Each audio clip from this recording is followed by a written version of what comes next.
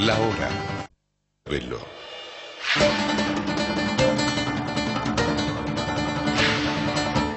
Para conocer a los que están detrás del poder.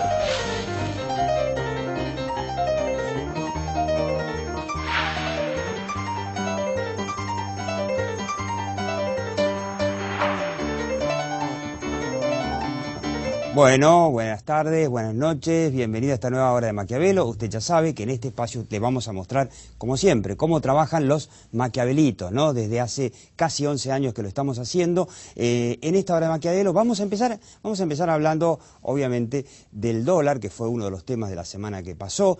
De alguna forma quedó claro, a ver si tenemos el famoso billetito verde, quedó claro que la famosa revolución cultural que hace más o menos un año atrás, cuando el gobierno empezó a imponer este cepo al dólar, en donde el dólar solamente se podía comprar para viajar y de ninguna manera para lo que los argentinos están haciendo desde hace, 70 años, que es ahorrar.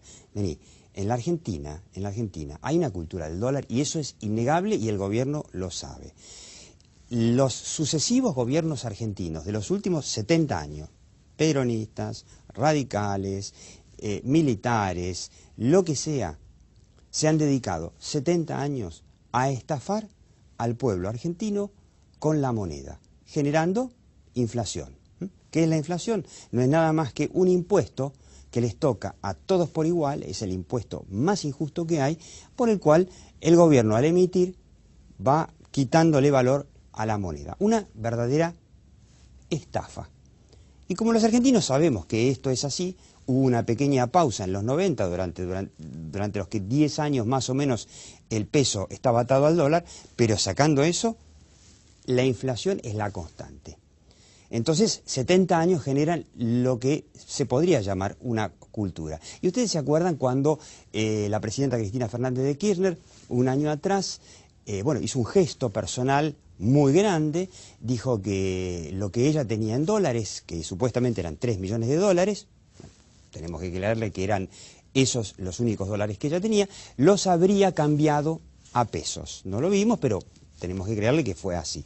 Y recordamos que en aquel entonces, por ejemplo, el senador parlanchín Aníbal Fernández, en una entrevista al día siguiente, una entrevista creo que fue con Magdalena Ruiz Ñazú, dijo, vení, algo así como, no, los míos son los míos, yo me los gané bien y son míos y yo los dejo en dólares, hago lo que quiero, ¿no? Supongamos que tenemos que creerle que los ganó bien y que son de él. Al día siguiente, Cristina se enojó, lo mandó a ponerse el bonete, primera fila, a cambiar los dólares. Y con eso creía el gobierno que tenía, digamos, el primer paso simbólico de esa revolución cultural por la cual los argentinos tenían que acostumbrarse a pensar en pesos.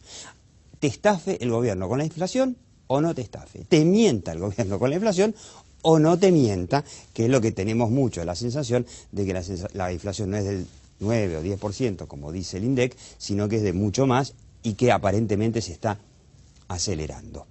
Bueno, ¿qué tuvimos? Que el gobierno intentó, de alguna forma, prohibir que la gente compre dólares para atesoramiento, ¿no? Como si fuese una mala palabra, ahorrar, cuidar tu patrimonio. ¿Y la gente qué hizo? Compró igual. Compró igual. Surgió el famoso blue, que en realidad es un eufemismo para decir el mercado negro. La gente fue al mercado negro y al final terminó la semana pasada un dólar que en el supuestamente mercado oficial, en el que nadie lo puede comprar, salvo para comprarte un Mercedes, porque los Mercedes, por ejemplo, se pueden importar a un dólar a 5,10, la gente llegó a pagar casi 9 pesos por un dólar. No solamente para viajar, porque ya la etapa del turismo se terminó, sino porque la gente quiere cuidar sus ahorros, quiere protegerse de esa estafa que es la inflación. Entonces, yo diría que la semana pasada quedó claro que las revoluciones culturales se hacen o por las buenas, por ejemplo, demostrándole a la gente, demostrándole a la gente que si vos cuidás tu plata en pesos y con los años se mantiene el valor de ese peso, con el tiempo se va generando una revolución cultural y la gente va a empezar a confiar en el peso, ¿no? Un ejemplo de hace pocos días, el gobierno de Chile, primer gobierno latinoamericano que hizo una emisión de deuda en pesos chilenos. No para los chilenos, sino para el resto del mundo.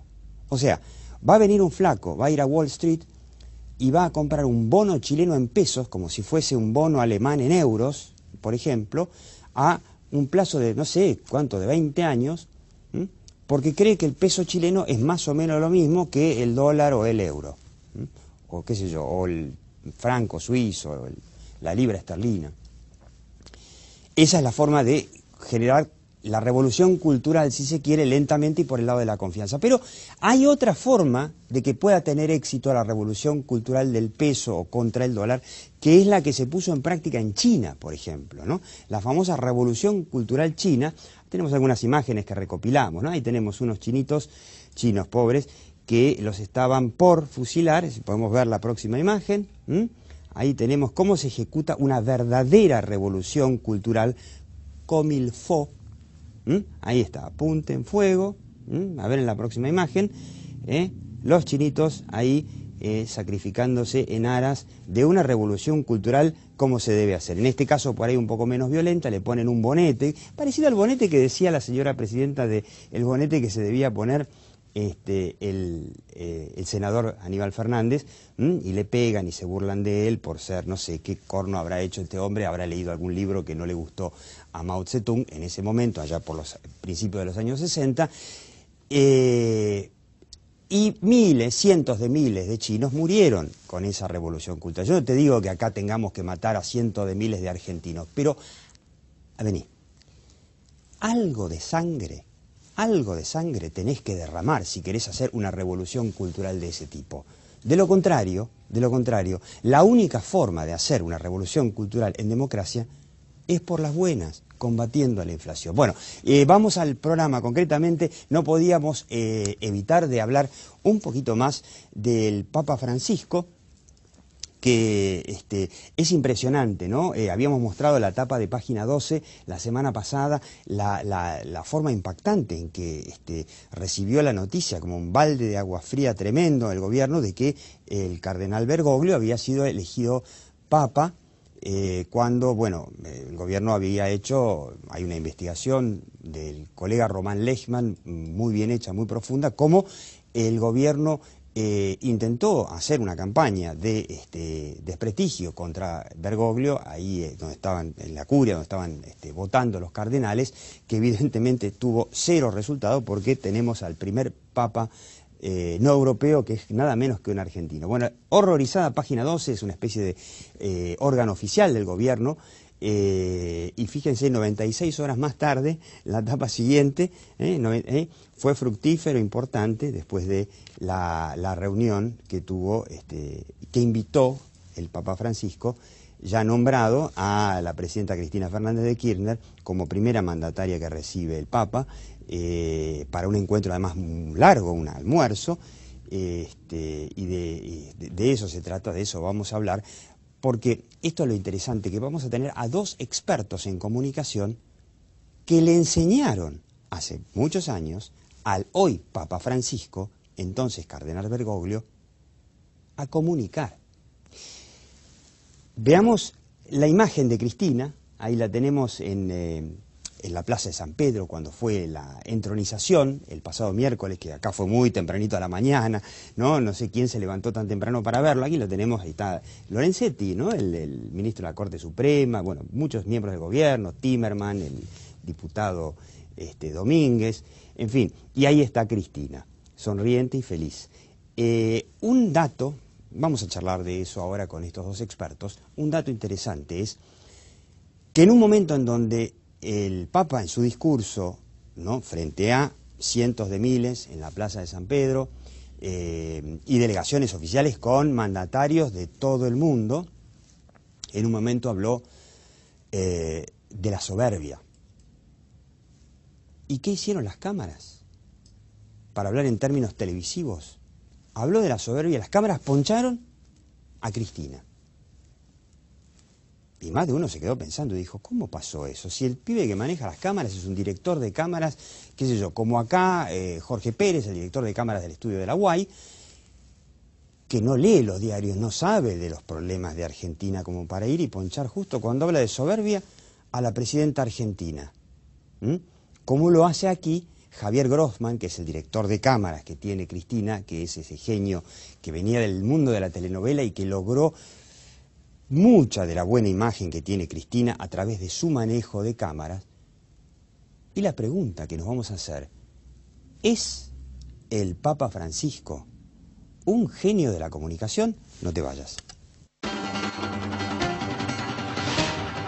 La hora de Maquiavelo.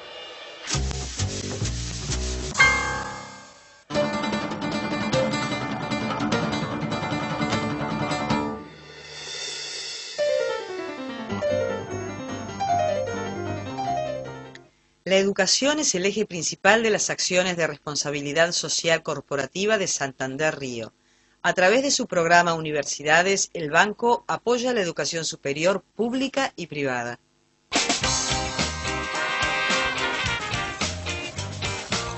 A una ciudad verde también llegamos juntos en bici. Entrá a la Bicisenda. Buenos Aires Ciudad. En todo estás vos.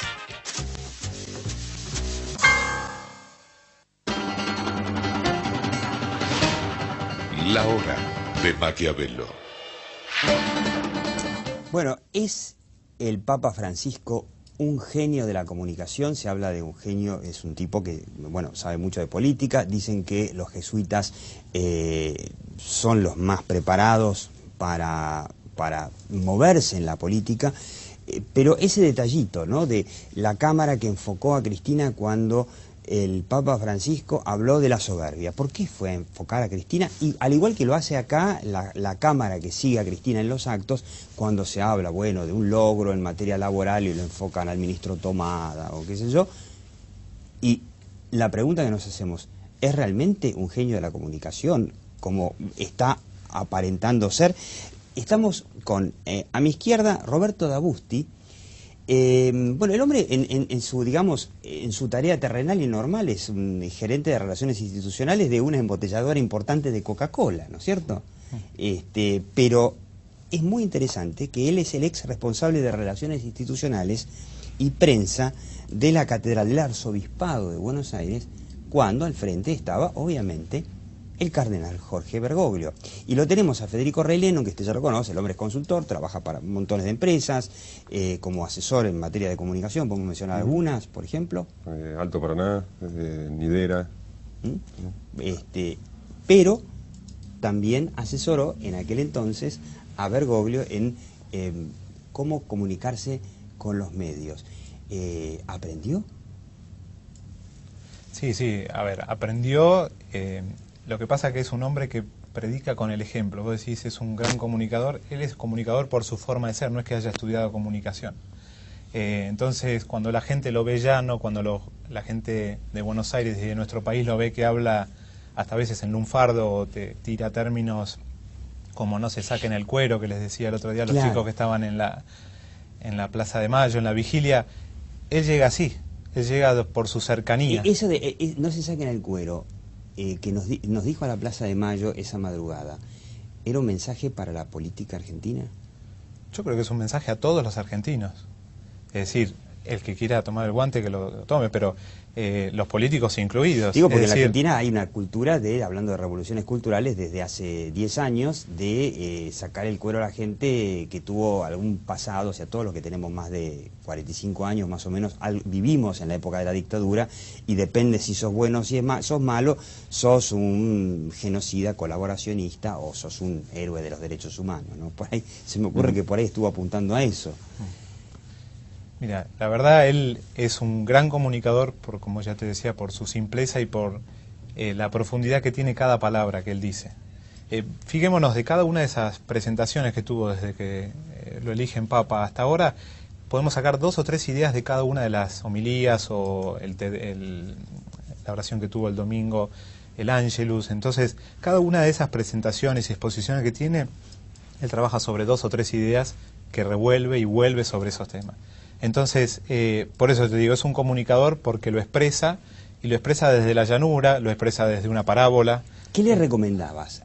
¿Cuándo fue esto de que vos, de alguna manera, diseñaste lo que fue la oficina de prensa del arzobispado? Claro, yo trabajaba en la Catedral de Buenos Aires, estaba terminando la carrera de comunicación social acá con Federico, profesor mío, en los últimos años, y yo veía que no había nada de atención a los medios desde el Arzobispado de Buenos Aires. Estaba y está AICA, que es la Agencia Informativa Católica Argentina, pero que ve todo el país, pero el arzobispo primado de nuestro país no tenía nada de atención diaria y de trabajo de prensa, lo que conocemos de trabajo de prensa. Entonces, desde esa fuerza que uno tiene como estudiante y muchas veces las ganas de trabajar y de hacer cosas, presenté un proyecto que lo presentamos en conjunto con Guillermo Marcó. Los dos estábamos... El famoso Guillermo Marcó, que fue su vocero durante Exacto. muchos años. Bueno, estábamos con Guillermo en la Comisión de Comunicación del Arzobispado de Buenos Aires y dijimos, acá tenemos que hacer algo. Tenemos que presentar, porque está bien, podemos hablar de los medios de la iglesia, de las radios, de los boletines que tiene la iglesia, pero acá tenemos que llegar a la sociedad. Y por eso presentamos desde la doctrina social de la iglesia, que muestra la necesidad, y hay documentos que marcan que los obispos tienen que tener oficinas de prensa y atención diaria a la prensa y en los eventos, en las misas. ¿Para qué? Para que la prensa entienda. Si no, vos lo mandás a un periodista a cubrir un Te Deum, por ejemplo, y te dice, sí, estamos desde la misa, cuando no es una misa. Entonces nosotros empezamos a trabajar desde el llano, desde la doctrina social de la iglesia y la teoría de la comunicación, presentamos este proyecto y Bergoglio lo tomó y lo aceptó. Y dijo, armamos la oficina de prensa. ¿Eso qué época era? Él empezó siendo arzobispo en el 98, ya nosotros veníamos trabajando en 96, 97 en la comisión, presentamos el proyecto y cuando muere Quarrachino, en febrero del 98, él asume, porque era obispo coadjutor, es decir, con derecho a sucesión, asume directamente como arzobispo de Buenos Aires. Y ahí empezamos a trabajar con mucha fuerza, al principio con un fax, nos compraron un fax en la oficina de prensa. Fax, Sí, no es que somos tan viejos, pero bueno, y nos pasábamos horas de horas mandando fax, me acuerdo Semana Santa, trabajando toda la Semana Santa, y estando a la puerta de la catedral y esperando a los periodistas para acompañarlos. Los Te Deum, trabajábamos con gente de prensa de Presidencia de la Nación o de los ministerios distintos. ¿Para qué? Para trabajar en conjunto y que se respete dentro del templo, dentro de la iglesia, las cámaras donde se ponen, o sea, todo lo que era no solo los mensajes, sino también lo visual, todo lo que es la comunicación. Federico, ¿vos cómo viste ese momento, o qué pensaste en ese momento en donde, para hablar en términos televisivos, la cámara ponchó a Cristina en el momento en donde, el Papa Francisco hablaba de soberbia? No, yo pienso, a ver, yo lo que vi la vi muy compenetrada, muy emocionada. A Cristina, muy emocionada. Me parece que era un recurso bastante obvio, es decir, está la presidenta del país al cual pertenece el Papa, es el primer Papa, como vos dijiste, latinoamericano, posiblemente dentro de muchos años nos demos cuenta que es el argentino que más incidencia ha tenido en la historia de la humanidad. Que más lejos llegó, porque... ¿no? Y es lógico que muestren a la líder política de su país. Me parece que tiene que ver más con esa lógica. Porque en el mundo de la comunicación se comentó mucho eso. Me da esa sensación. Muchas veces nosotros después, digamos, post facto, ¿no? Hacemos análisis y resulta que muchas de las cosas pasan por una casualidad o simplemente por una marcación, decir, bueno, esta es la presidenta de Argentina, y él estaba hablando no solo de la soberbia, fíjate que en ese párrafo él está hablando quienes tienen lugares en el poder, ¿no? Estaba hablando de quienes ejercen el poder en distintos ámbitos del mundo, ni siquiera dijo el poder político, él habló de poder, o sea, también ahí están los empresarios, los sindicalistas, no sé, sí. Todos, era bastante lógico que en uno de los paneos se enfocara a las autoridades del país de origen del Papa. Enseguida después se mostraron otros líderes. Fue más casual. Yo creo que fue más casual que otra cosa. Igual, yo la imagen de la presidenta, sobre todo durante la misa de entronación del Papa, fue una imagen de una persona realmente muy emocionada. De hecho, fue la primera que tuvo que saludar al Papa Francisco, y se la notó hasta con cierto nerviosismo, ¿no? Yo creo que recién ahí Cristina había caído en cuenta de lo que significaba. Recordemos que la primera expresión de la presidenta fue el mismo miércoles de la semana anterior, cuando todos conocimos y todos nos sorprendimos con que iba a ser Bergoglio, porque yo insisto, ni un periodista le había pegado, por más que muchos digan, no, pero yo lo tenía en la lista, sí está bien, lo tenía en la lista, pero en el 10º lugar. No está entre las 3 prioridades, estaba el brasileño, había otros.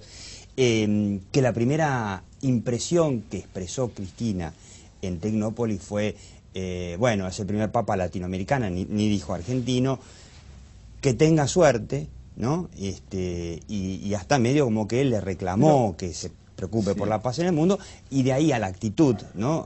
Como decíamos, de página 12, que decía, Dios mío, salió ganando ese hombre que una vez dijo que el expresidente Néstor Kirchner, que para él Bergoglio era el diablo en sotana y el jefe de la oposición, bueno, que no es que le había ganado una elección, que había sido algo fantástico para la Argentina, que la Argentina tenía un papa. Yo creo que hubo un cambio, lo cual era lógico. Hay un cambio de posicionamiento, es una noticia muy fuerte para cualquier gobierno.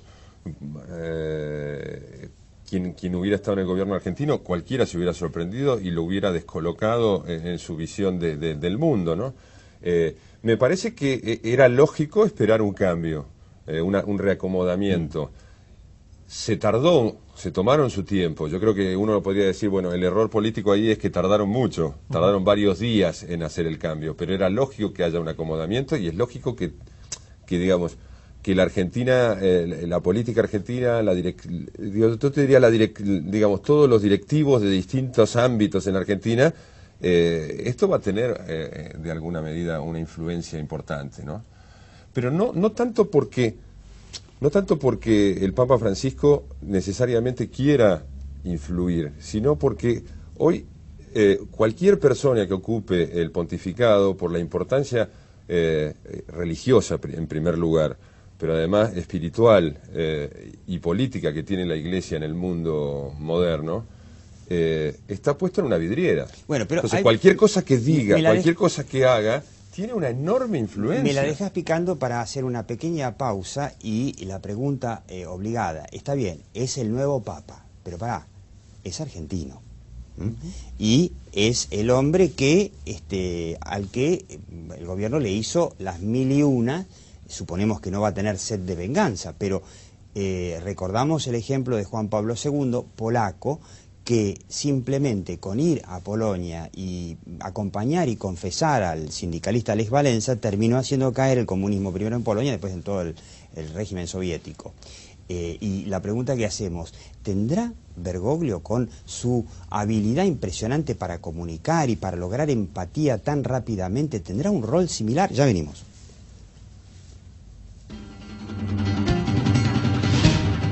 La hora de Maquiavelo.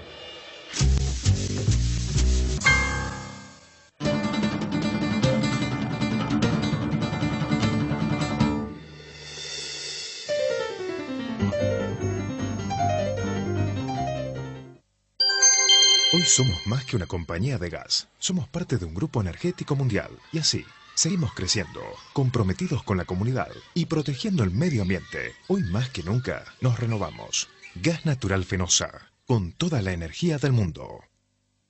Préstamos personales Ciudad Veloz. Tan personales como las razones para sacarlos. Por cada 1.000 pesos pagas menos de 30. 84 meses de plazo. Gestión en 48 horas. Hasta 14 sueldos. Además, te bonificamos en un 100% el seguro de vida. Informate 0822 20400 o www.bancociudad.com.ar. Banco Ciudad. Te quiere ver crecer.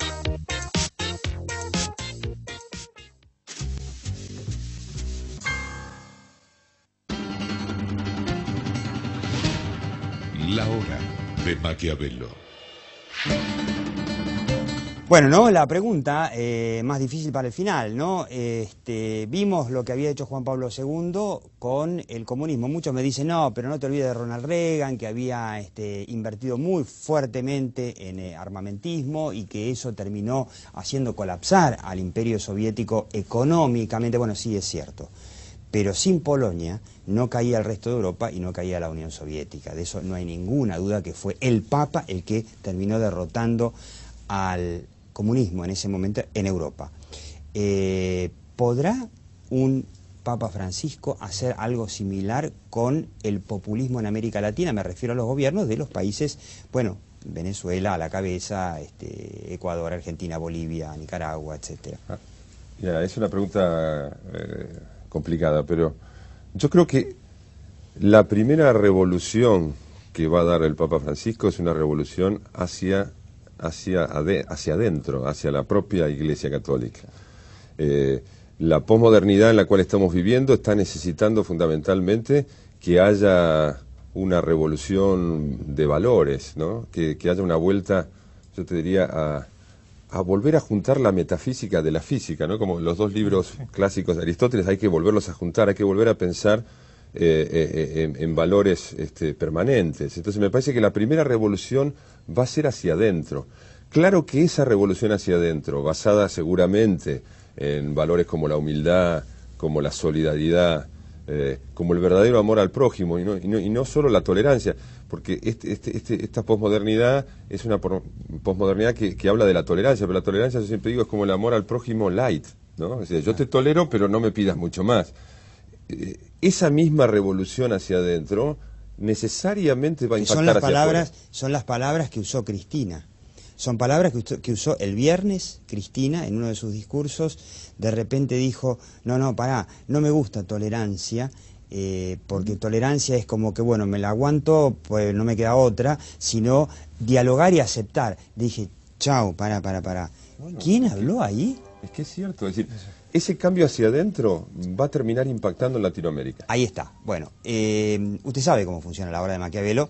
Se lo explico de nuevo por las dudas, si se enganchó ahora. Nosotros terminamos aquí, ahora, en Metro, y seguimos online en la web lahoramaquiavelo.com. Usted tiene el reproductor de la izquierda para repasar, y el de la derecha vamos a seguir con esta pregunta fundamental, con Roberto D'Agusti y con Federico Rey Lennon, dos hombres que ayudaron, asesoraron a la ahora Papa Francisco, por entonces el cardenal Bergoglio, a entender mejor de comunicación, y un hombre que creo que ni veía televisión, de repente, yo no sé si no se está convirtiendo, no, está demostrando ser un genio de la comunicación, y yo le digo, mientras tanto, mire, la realidad está ahí, algún día vendrá, se hará cargo de nosotros, pero aquí, en la hora de Maquiavelo, lo que nos importa es la percepción. Chau, hasta la próxima hora de Maquiavelo, aquí por Metro, los domingos a las 22, y usted puede seguir o repasar el programa online en lahoramaquiavelo.com o en el canal de YouTube de La Hora de Maquiavelo. Chau.